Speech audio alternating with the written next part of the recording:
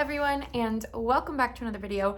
So today I thought I would try and film kind of like a Q&A style video for you guys. I've never done one of these before, but I've had a lot of requests to kind of do a video like this, and I don't know, I just felt like it would be kind of fun. So I asked you guys on my Instagram to go ahead and I put a little question box on my Instagram, you know how it works, to go ahead and ask me questions and I would answer them for you. So I have let me pull up all the questions. If you don't already follow me on Instagram, my Instagram is at It's Margot Roth, and that's just where I post these types of things. Sometimes I ask for people to put video requests and stuff like that. So as some of you guys may or may not know, I also do outside of YouTube, my husband and I own a coffee shop. We're opening a bar.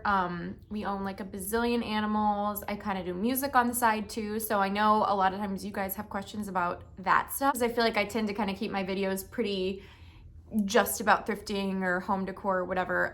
So this was exciting to have you guys ask me questions. So I have screenshotted a bunch of them and I'm just gonna read off the first one. So the first one was, what is your role for your businesses? What does a work day look like for you? So Eric and I started, I'll give you a little bit of backstory too, because I had some people asking us about our businesses anyways, so I'll just give you a little bit of backstory. So Eric and I opened our coffee shop in, I don't know why I did quotation marks, it is the coffee shop, in 2019, I think it was. The end of 2019 was when we opened our coffee shop. Perfect timing, am I right? Because COVID literally started a few months after we opened, which was crazy. But before that, we had owned a donut and coffee food truck. So we both had graduated from school, didn't really know, I didn't know what I wanted to do. I knew that I didn't want to own I knew that I didn't want to have a regular job, whatever that means. I knew that I wasn't well suited for a desk job and I wanted to do something creative, but I didn't know what that was. I kind of still wanted to do music at the time. And then Eric had just graduated from getting his master's in business management. And he was also kind of I don't know if I want a desk job. He didn't really know what to do. And so I was just well, what if we open our own business? And he at the time was really obsessed with baking bread. He's an amazing cook and baker. I am not that good at cooking, but so our first idea was, oh, we'll open a bakery. We'll open a real artisan bakery. And that, I think, we realized pretty quickly was going to be way too much of a project for us, just not having done anything like that before. We were this is too much. So we started to think about what could we do on a smaller scale, which would be a small food truck that did coffee and made to order donuts, which was a totally random idea. I think my dad had it. There was nowhere in town that did made to order donuts. And we were well, this could be fun. It could be easy. It's an easy kind of gateway entry into owning our own business. So we literally bought a food truck, bought the equipment, and booked events. And we really we had no one working for us but ourselves. We hadn't even really made donuts before. We just went for it. And since then, it's kind of grown into now our coffee shop, and that has an actual bakery in it as well, a real bakery. We have a real baker who's amazing, and all of the coffee drinks that we do now, and the donuts, of course, are still a huge part of it. And that little bakery, donut coffee shop is in a place called Renolda Village, which is an area in Winston that's really beautiful. It's owned by Wake Forest, which is the school that Eric and I went to. It's just this really pretty little village kind of, and that is where our coffee shop is. So that's a little bit of background for that. A work day for us typically looks different literally every day. I think when we first opened, Eric and I were still actually working in the shop. We would go in and work a shift. For a year, we were probably doing that. As we started to get our staff built up, and, you know, having a manager, having a baker, having a full staff so that we never have to like work shifts. We're just actual managers. That's kind of where we're at now, and what we're trying to really trend towards with both Dojo's, our coffee shop, and Theodore's, our new bar. So a work day for Eric almost always looks different. He does a lot more of the hands-on like maintenance of the shop. So if something's broken, or if, you know, there's a leak or something like that, he is usually the first person that'll go and deal with that. If I'm with him, I'll go, but like a lot of times in the morning, he'll kind of wake up.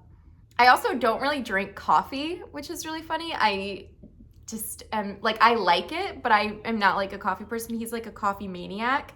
And so he will wake up in the morning, he'll go to the shop, he will get a coffee and just like make sure everything's good, make sure everything's okay, and then he'll come home. And so yesterday was Monday.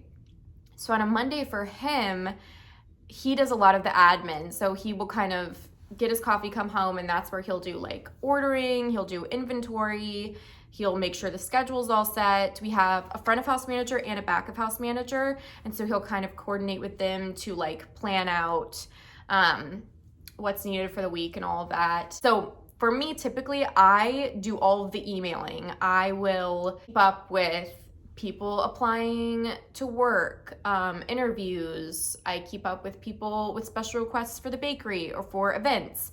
So I'm doing a lot of the email stuff, less physical stuff at the shop. And then of course, for Dojo's and for Theodore's, I'm doing all of like the decorating and the sourcing of materials for the bar and like the bar equipment and stuff like that. I'd say he does a lot more of the physical maintenance and procedural stuff, whereas I do a lot more of like the behind the scenes emailing. And then we always are on the same page. I mean, we see each other because we both work this way and like based kind of work from home, kind of work from our shop. We see each other literally 24/7. And so we're always on the same page. We're always talking about what needs to happen next. Like always a constant conversation of like, what's needing to get done with the business today? What are we needing to do this day? What's our plan for the spring? Are we going to talk about this menu and blah, blah, blah. So always just kind of constant conversations about it. Let's see. What else did someone ask me? What is my favorite thing to do in Winston-Salem? So Eric and I live in a town in North Carolina called Winston-Salem. And it's honestly, I grew up in Maryland and he grew up in St. Louis, and it's like the perfect sized town. It's not too big, it's not too small. I feel like I've talked about this before, but I'm like a huge homebody. This is like kind of embarrassing because like, what is my favorite thing to do in Winston-Salem? Stay home. I love to be at home. I like to watch TV and eat food and be at home and go thrifting. So my favorite thing to do in Winston-Salem would probably be go thrifting and antiquing, but that's not a very exciting answer. I feel like I need to think of something that's more like Winston-Salem centric. What do we like to do for fun? We love to go take our dogs on a walk around Grayland, which is this really pretty property that's actually close to where our coffee shop is. So we love to go walk around there. I mean, I truly am such a loser, guys. Like, I don't go out. Eric would have more fun doing that than me. I don't drink, and so I go to bed at like 9. I don't go out. I don't really do anything fun. I don't do anything fun. But like once 8 o'clock hits, I'm at home. I'm not leaving my house past 8 o'clock. It's probably a very boring answer, but it's the truth. Let's see, what else? Okay, I have a question that says, how did you get into making music? So I have always loved music, always wanted to be a musician, an artist, a singer since I was a child. And that was my dream, that was my goal. I went to school and I majored in music. I majored in vocal performance. My mom was a singer. At first I started out really wanting to do musical theater, and I kind of had a plan of, I'm gonna move to New York City, I'm gonna do musical theater there. That's kind of my dream. And then because I was struggling so much at the time with my eating disorder, which someone asked me about that too. I'll talk about that a little bit later, but truly by like the grace of God, I ended up deciding not to do that, not to move to New York, not to try and do musical theater. And I think that if I had, I could have really seriously been unhealthy because of the stress that it puts you under as far as what you look like, what your size is. There's so much emphasis on that. And so I think I kind of found myself with Eric encouraging me and just growing in my own health, like in my own health journey and recovery journey from my eating disorder.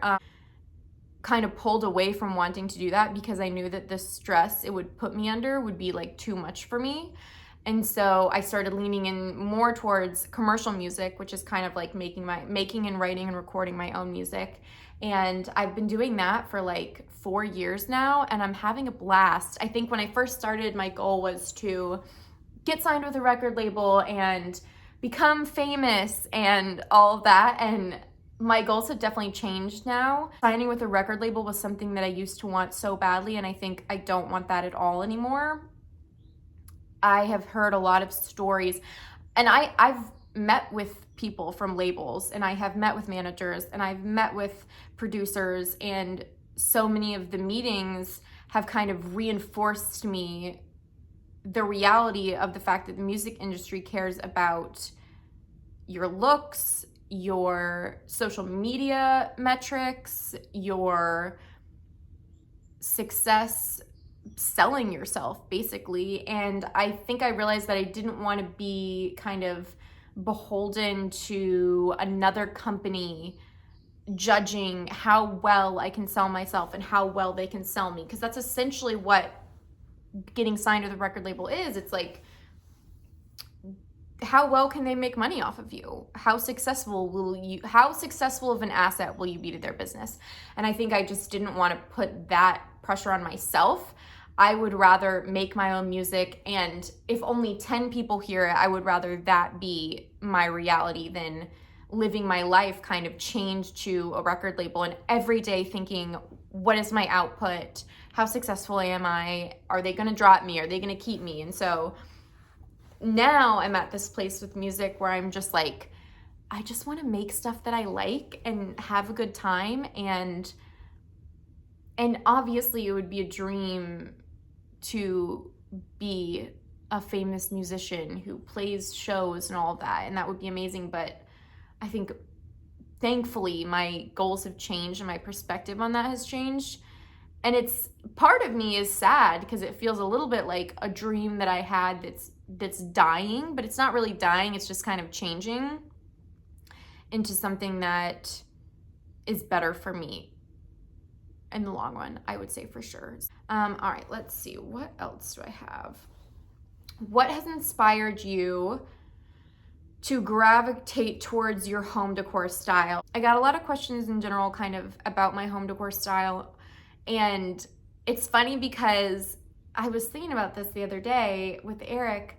I never thought about myself as having good style in fashion, in home decor. I never thought that I was a fashionable, stylish person, really, until a couple years ago. But as I'm thinking about it, I'm looking back and I'm like, but I did care about that stuff. Like, I remember when I was probably in like 7th grade, there was this chandelier from Pottery Barn, and I wanted it so badly for my bedroom, and that was all I asked for Christmas, was this chandelier so that I could hang it in my bedroom. And so I'm like looking back and realizing, oh, I did always care about my space. I did always care about the aesthetics and the way it made me feel. And I think as someone that struggled with anxiety from a really young age, my space had such a huge effect on my emotions and how I like carried myself throughout my day. And it's been really cool to look back and see, no, I did have a sense of style. I didn't know what my style was, but I cared. I knew I cared about what my space looked like. And so probably the first things that started influencing me to find my style, which I would kind of classify as traditional, English, country, antique.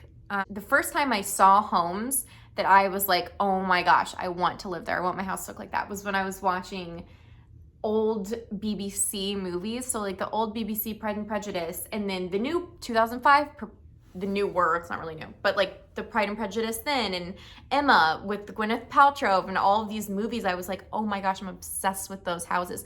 Little Women, the one with Winona Ryder, I wanted to live in that house. And so then I was like, oh, is this my style? Like, I want my house to feel really cozy. I love patterns. I love huge armchairs and velvet and cushions and rugs. And I want it to always be like soft and comfortable. And so then I started really like diving into what do I like? And that was probably right about when Eric and I first got our first apartment together. I had to furnish my apartment, and I really had to figure out what I wanted to buy for myself. And we only bought thrifted and, vintage secondhand furniture, but it gave me such a freedom to experiment, like buying things that were cheaper like that and buying things that were secondhand. If I bought something and I realized a year later that I didn't like it, it wasn't a $3,000 sofa that I,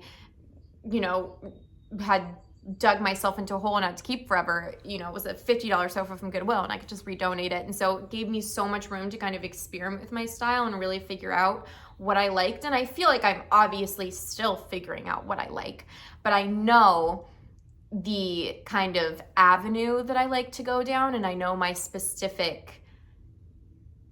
the things that make me feel the way that I want to feel. Like, I love a gold mirror. I love gold artwork. I love drapes. I love a big patterned armchair. I love upholstered furniture. I love chandeliers. Like, I love romance and just rich colors. So I think the biggest inspirations for me have been those films and movies and books and all of the things that are old, like old things, old movies, old books, or movies that are set in a historical time period. That has been my biggest inspiration. Like the movie Marie Antoinette with Kirsten Dunst, that like opened my world of like, I want my house to look like this. See what we have. Have you always loved antiquing? How did you get into it? So I have not always loved antiquing. This is funny because I actually remember specifically my mom and her sisters would go antiquing, and when I was a kid I would think, ugh, like why are they doing that? That's so gross. Why do I want someone's old stuff? And I had no like respect for it. I had no concept of it really. And then when Eric and I got our first apartment, I think I really started thrifting. I started thrifting for clothing in college, and then I started thrifting for home decor and antiques in like soon after Eric just got home. Eric brought me a coffee. Oh, the dogs are here. Bubby. Okay, he just went outside to go work on our garden. We have like we have all of our raised beds, and then we also have this, he wants to try and do like a plot garden. So like in the ground garden. Aw, you stayed in here with me? You stayed in here? Okay, so I literally forget what question I was on. A lot of questions about interior design, my interior design process, and currently for me, it's very much like if I am helping someone else design a space, I'll create a Pinterest board. I'll create kind of like a little board with like the textiles and stuff like that on it, but I don't use any software. I'm horrible with technology. I've talked about this before. Like I literally suck. I'm so dumb when it comes to that. And so everything I do is in my head or like on Pinterest pretty much. And then a lot of like feeling different textures and kind of playing around with stuff like that. Let's see. Oh, antiquing. That's what I was talking about. Yeah. So it wasn't until I owned my own house that I almost out of necessity really started thrifting home decor. And then that kind of grew into, oh, well, I like to go in antique stores too. And oh, I love these old pieces of furniture. And oh, I love this old thing. And then kind of it grew from there. So I had a lot of questions about my animals. I have probably talked about this before, but Eric and I are essentially animal hoarders. I have currently 5 rabbits, 1 which lives inside. I have 3 dogs, 3 cats, and 3 chickens. So we love animals. And with that being said, I also had someone ask me about my cleaning routine. Yes, as you can tell, my house is very, like, I have a lot of stuff in here, a lot of old things, a lot of breakable things, a lot of things that can get dirty. Our pets are very well trained into knowing that they can get on certain pieces of furniture, and Clove is like literally rolling on the ground right now. They're allowed to get on certain pieces of furniture, and other pieces of furniture they are not allowed to get on. So this room, which is kind of like our main living room area, they are pretty much not allowed to touch anything in here, and they really don't. That's just how they've been trained. The dining room, they don't get on anything in there. The bedroom, they do get on our bed. I will admit it. They get on our bed, they lay on our bed. It just is what it is. But that's pretty much the only furniture. Upstairs, we have like a big comfy couch with a TV, and they're allowed on that couch too, but that's really it. And so I don't have to worry about cleaning my furniture or anything like that ever, but I do vacuum daily. I vacuum every day. I wake up in the morning, and while Eric is doing admin stuff at the shop for an hour or so, I spend about an hour cleaning every day. And I honestly, it's almost embarrassing to say that, because I know that to some extent, like, part of that is probably unhealthy. Like, it's probably a little bit of my OCD. But I do wake up and I clean the kitchen, I vacuum, and I make the bed, I do laundry, and that's kind of how I spend the first like 45 minutes of my morning every morning. And that is my routine.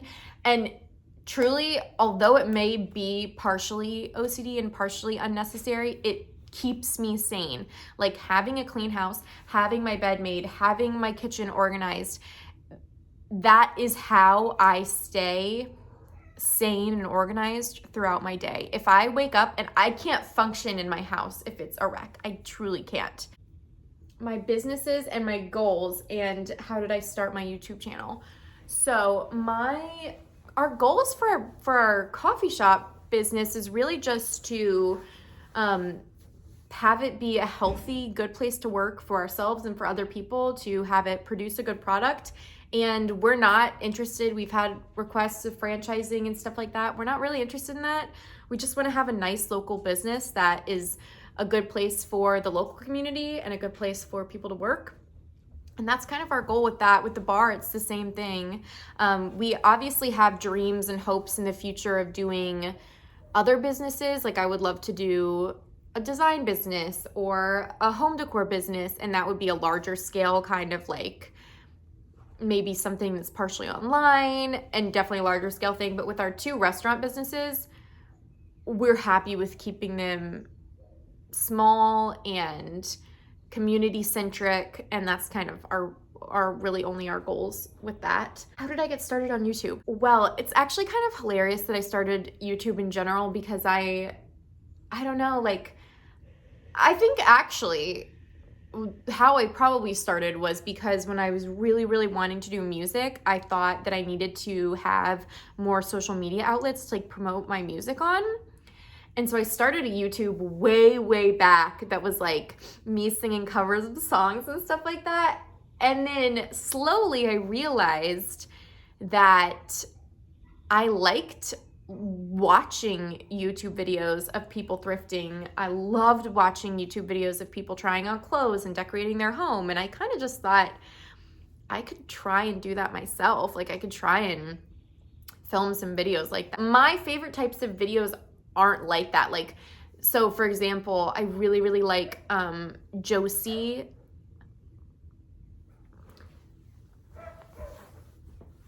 I really like Josie LDN, and she has a YouTube channel. She lives in the Cotswolds in England, and she just posts lovely casual content. There's a dog barking outside. Lovely, like, casual content about her house, about her home, about her like garden, about clothes that she's wearing. It's so casual, but it's so refreshing and so lovely, and that's kind of how I wanted my channel to be, but also with the thrifting and antiquing added in there. So I'm hoping that that's what this will end up being. I'm sorry, my cat's being insane. And then as far as fashion goes, I love Beth Jones. I love Karen Britchick. She's on YouTube. I love Carrie Dayton, Karina Gomez. there's so many. I mean, Jordan from Cup of Jordy is like one of my favorite people, and so I love everything that she does. I was just inspired by those people and kind of thought, well, I could try and do this too, and I kind of am. And that's kind of where we're at. What did I study in college, and is it relevant to what I'm doing now? I studied music and film, because I either wanted to be an actress or a singer, and no, they're not relevant in any way to what I'm doing currently, like specifically, but that's fine. I still love music, and I'll still probably continue to create music regardless. So, and I had a great time in college. I really loved college. So a chicken update and chicken care. So Eric and I have had both chickens and ducks previously, and then we didn't have them any for a little while because of our living situation, and now we just got 3 more chickens. So the chickens that we have are only a few weeks old, so they're only a few weeks old, so they won't start laying eggs until about June.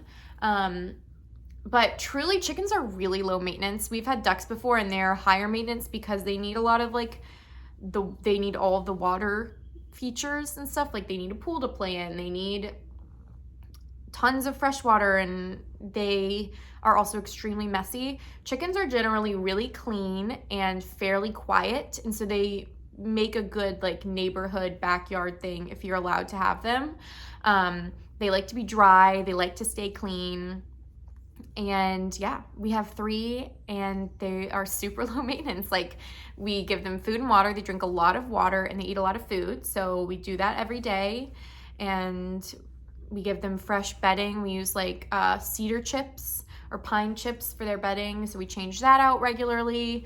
And besides that, I mean, once they start laying, you need to make sure that you're going out there and taking the eggs. Obviously, the eggs aren't like going to hatch because there's not a rooster to like make them have a baby in them.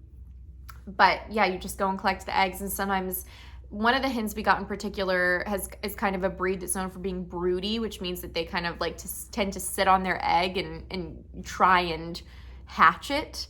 And so you just have to be kind of vigilant about like taking the egg out and all that, but they're super low maintenance. I mean, I go out there in the morning and I feed them spinach.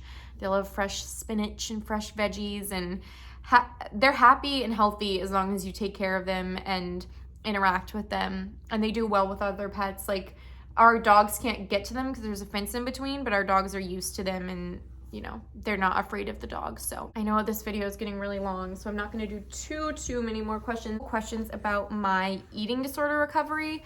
So I was diagnosed with an eating disorder my end of freshman year of college, and in conjunction with that, I also was diagnosed with generalized anxiety disorder and depression and OCD. And so I have been on a prescription medication. I've been on Prozac for a long time now, and truly medication has changed my life. I could not function without it.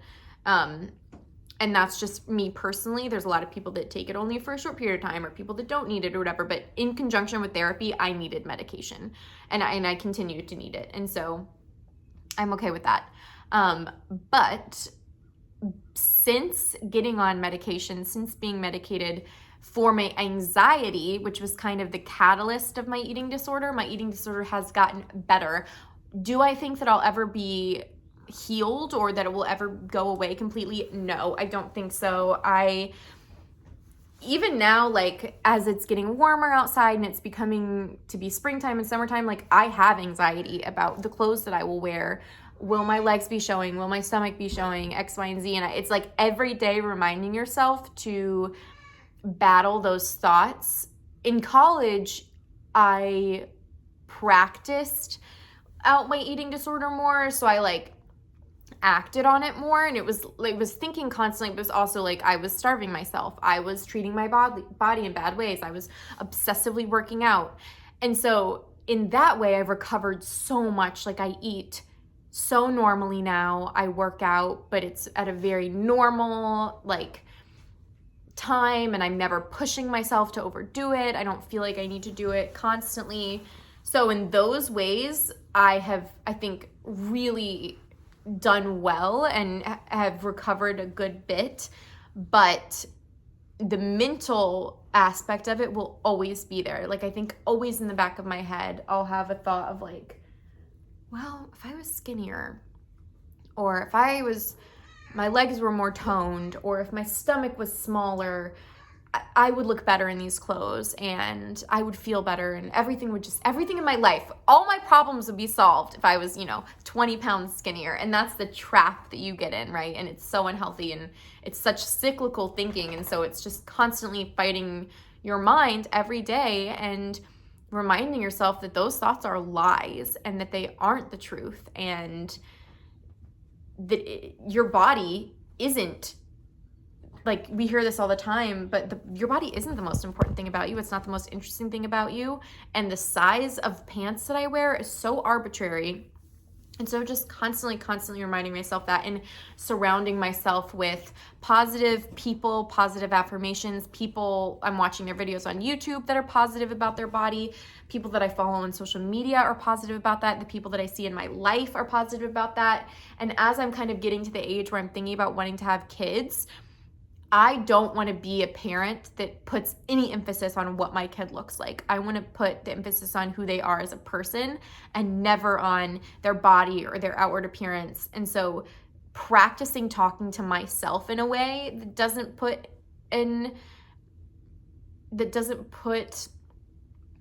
emphasis on my physical appearance, so that when I talk to my children in the future, I'm not putting that on them. I'm not putting, like, my biggest fear is to put my own insecurities about my body on my children and for them to be insecure about the way that they look. Like, I want to do everything I can to help them feel confident and secure in who they are when they grow up. And that's, like, obviously a long ways away, but I think about that now. Like, I need to start treating myself the way that I would talk to my kids about their bodies. Like, I need to start doing that now. So I think where I'm at with it is that I'm constantly on a road to recovery, constantly on a road to healing, and I don't think I'll ever be fully healed. Those thoughts will never be gone forever, and I'll never be totally okay, but I'm always working towards that, and I think that's what matters. And I am so much healthier than I used to be, and I'm proud of that. So yeah, that's kind of like a heavy note to end it on.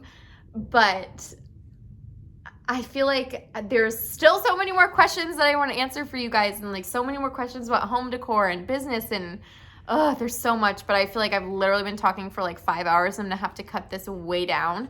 So I would love to do another one of these videos. If you have any other questions for me, or like things that I didn't talk about that you want to hear about, please like send them to me, or say, oh, you didn't talk about this and I wanted to hear you talk about it, and I will do another video, because I feel like I barely like scratched the surface of a lot of the stuff that you guys wanted me to talk about. So I hope that you enjoy this video. I know that these aren't always the most exciting, and that the thrifting ones are a little more exciting and fun, and I'll have another one of those soon.